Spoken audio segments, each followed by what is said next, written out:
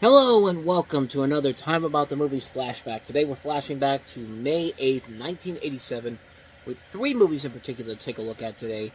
None of them really are memorable except for the last movie, but we'll get to that a little bit later on. But before we do that, of course, we gotta talk about the biggest new release of the weekend. And keep in mind, this is 1987 This is May 1987, early May 1987. So the summer movie season doesn't get off as strong as something like what we have nowadays, where something like Thunderbolts is coming out on May 2nd to start the summer off. No, we don't have that here.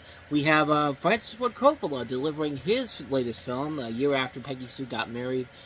Went on to become a critically acclaimed hit, commercial hit, box office hit. This one, not so much. This is Garden of Stone. Arlington National Cemetery, 1968. From Academy Award winner Francis Coppola comes a story of men and women, of friendship and trust, of public ceremony and private passion. The story of the other side of the war, a war at home, Gardens of Stone. Rated R. Starts Friday at a theater near you. Well, I guess Gardens of Stone, if you will. But in the late 1960s, during the Vietnam War, the idealistic soldier Jackie Willow, played by D.B. Sweeney, arrives at Fort Myer expecting to go to the academy and then to the Vietnam War. Jackie is the son of a veteran sergeant, and soon he becomes the protege of the former friends of his father, Sergeant Clell Hazard and Sergeant Major Gertie Nelson. Jackie is promoted and gets married with his childhood friend Rachel Fell to recommend Jackie to the academy. He is promoted to lieutenant and asked to go to Vietnam and return to the Arlington National Cemetery. And I've kind of talked before about how Francis Ford Coppola, a lot of his movies in the 1980s overall were pretty solid, even though most of them weren't the big successes that they really could have been. I mean, Peggy Sue Got Married was probably his most successful movie he made in the 1980s, which, like I said, it was a critically acclaimed, commercially successful, and Kathleen Turner got Academy Award nominations. I mean, this is a film that did very well.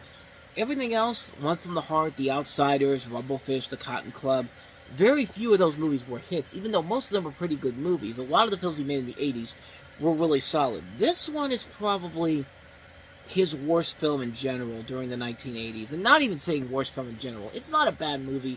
It's just more of a formulaic movie that doesn't really have a whole lot there in terms of stuff we haven't seen done before already. I guess the positive here is that there's a really strong cast involved here. James Caan is in this, Angelica Houston. You see James Earl Jones, D.B. Sweeney, as I mentioned, Dean Stockwell, Mary Stuart Masterson. So there's a good cast overall here. Ronald Bass, who would later go on to write the script for Rain Man, win the Oscar for that. I think the big thing for me with this movie is the fact that it came out a few months before Full Metal Jacket came out. And everyone was excited to see what was going to happen with that. We were kind of in this Vietnam craze at this time because Platoon had just come out. It had won the Oscar for Best Picture. And, there was a lot of expectations for all these movies centering around the Vietnam War, thinking that they were going to have the next Platoon.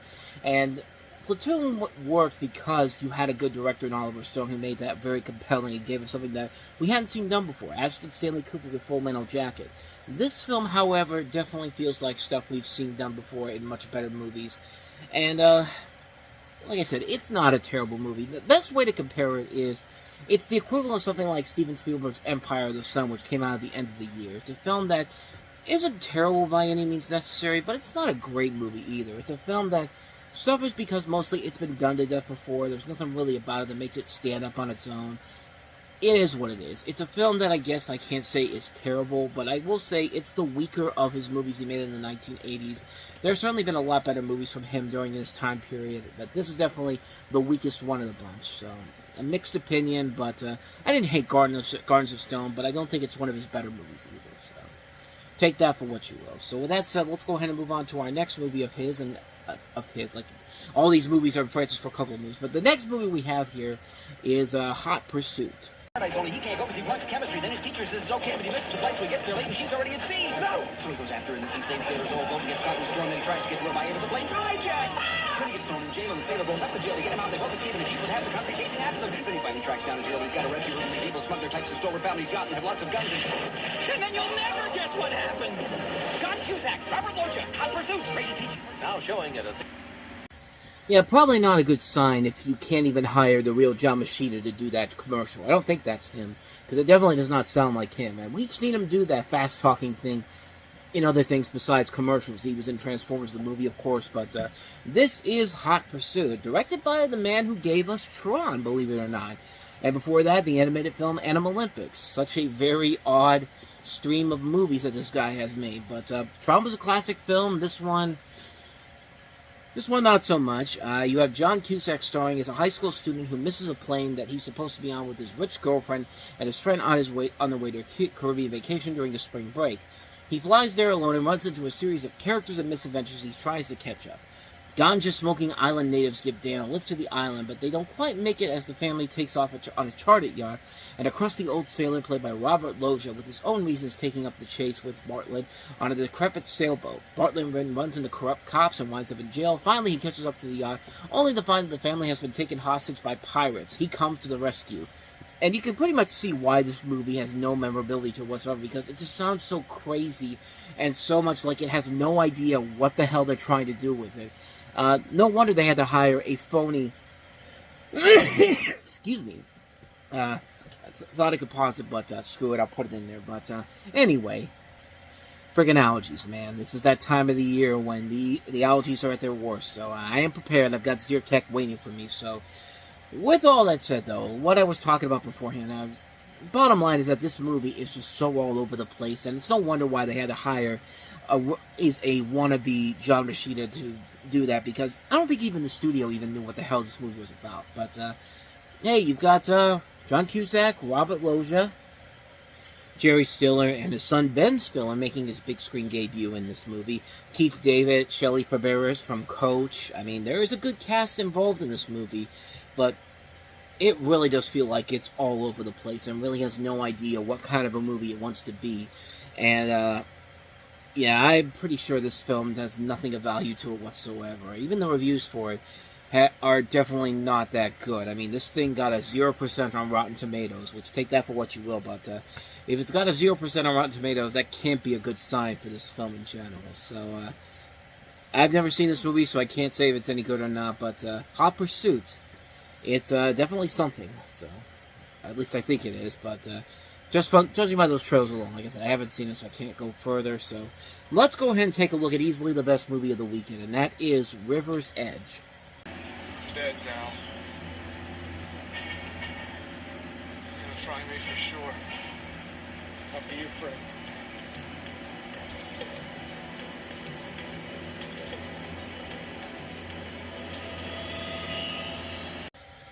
River's Edge tells the story of a group of teenagers in a Northern California town who are forced to deal with their friend's murder of his girlfriend and the subsequent disposal of her body.